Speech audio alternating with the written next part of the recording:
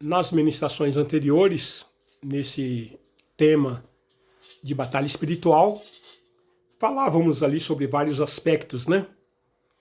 E agora nós queremos retomar no ponto que nós falávamos na ministração passada. Estávamos abordando sobre a armadura de Deus, né? Entenda, queridos, que a guerra de que fala a Bíblia, ela não é uma guerra de mísseis intercontinentais, teleguiados, né? É uma luta corpo a corpo, na verdade, homem a homem, alma a alma, né? E nesse tipo de guerra, sabe quem são os primeiros a morrer? São os fracos, os doentes, os desvalidos, os indisciplinados, sim, os covardes.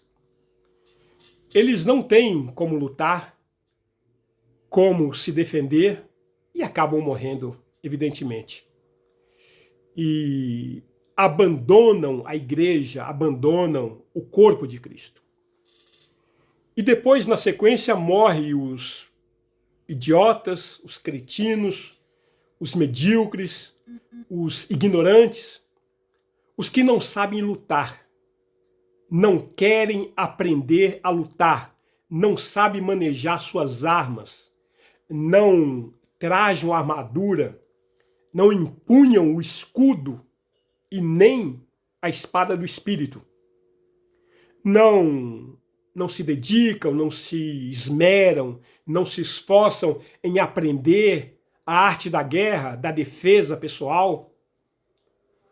O inimigo vem sobre eles, não tem nenhuma dificuldade de feri-los. E acabam morrendo, acabam abandonando o seio da igreja, acabam abandonando a fé. Uma pergunta muito importante é como permanecer trajado com a armadura de Deus? Só tem um jeito. Fazendo uso das duas moedas deixadas pelo bom samaritano, que é o Espírito Santo e a palavra de Deus. Em Lucas, no capítulo 10, versículo 25 em diante, diz: E eis que certo homem, intérprete da lei, se levantou com o intuito de pôr Jesus à prova e disse-lhe: Mestre, que farei para herdar a vida eterna? Então Jesus lhe perguntou: Que está escrito na lei? Como interpretas? A isso ele respondeu: Amarás o Senhor teu Deus de todo o teu coração, de toda a tua alma, de todas as tuas forças e de todo o teu entendimento. E amarás o teu próximo como a ti mesmo. Então Jesus lhe disse: Respondeste corretamente. Faze isto e viverás. Ele, porém, querendo justificar-se, perguntou a Jesus: Quem é o meu próximo? Jesus prosseguiu, dizendo: Certo homem descia de Jerusalém para Jericó, ou seja, do alto para baixo, do céu para a terra, e veio a cair em mãos de salteadores, os quais, depois de tudo lhes roubarem e lhe causarem muitos ferimentos, retiraram-se, deixando-o semi-morto. Casualmente descia um sacerdote por aquele mesmo caminho e, vendo-o, passou de largo. Semelhantemente, um levita descia por aquele mesmo lugar e, vendo-o, também passou de largo. Certo samaritano, que seguia o seu caminho, passou-lhe perto e, vendo-o, compadeceu-se dele. E, chegando-se, pensou-lhes os ferimentos, aplicando-lhes óleo e vinho. e, colocando-o sobre o seu próprio animal, levou-o para uma hospedaria e tratou dele.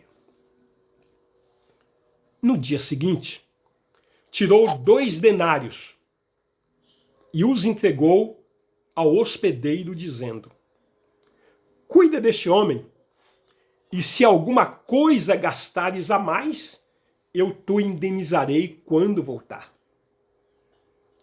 Qual desses 3 te parece ter sido o próximo do homem que caiu nas mãos dos salteadores? Respondeu-lhe o intérprete da lei: o que usou de misericórdia para com ele. Então lhe disse: vai e procede tu de igual modo. Queridos, estamos todos em trajes de guerra. A nossa permanência na igreja, na denominação, a nossa firmeza ao final do dia, de cada dia, depende dela, da armadura.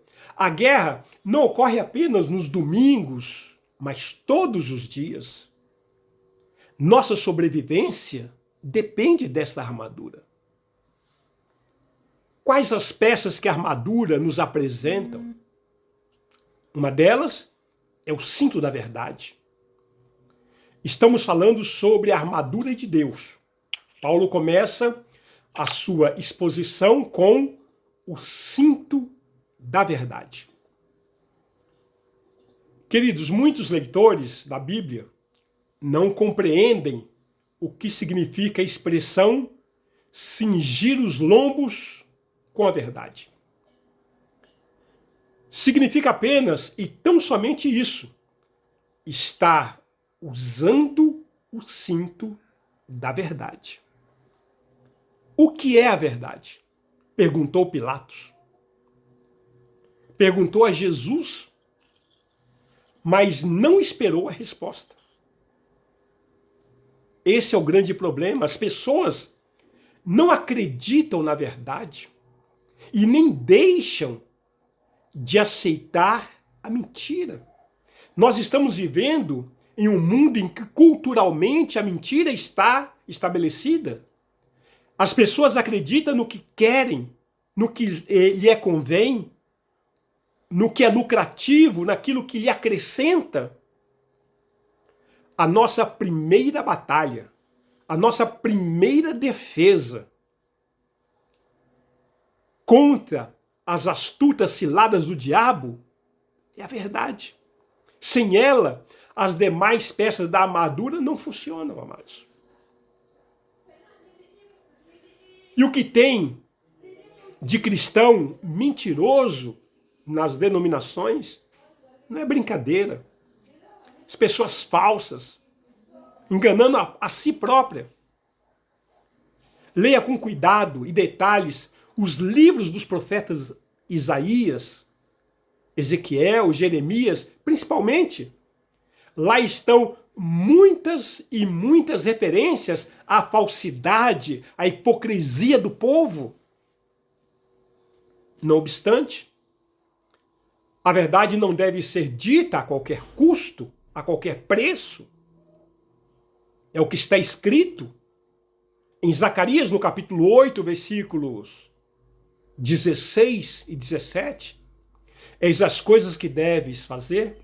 Falai a verdade cada um com o seu próximo. Executai juízo nas vossas portas, segundo a verdade, em favor da paz.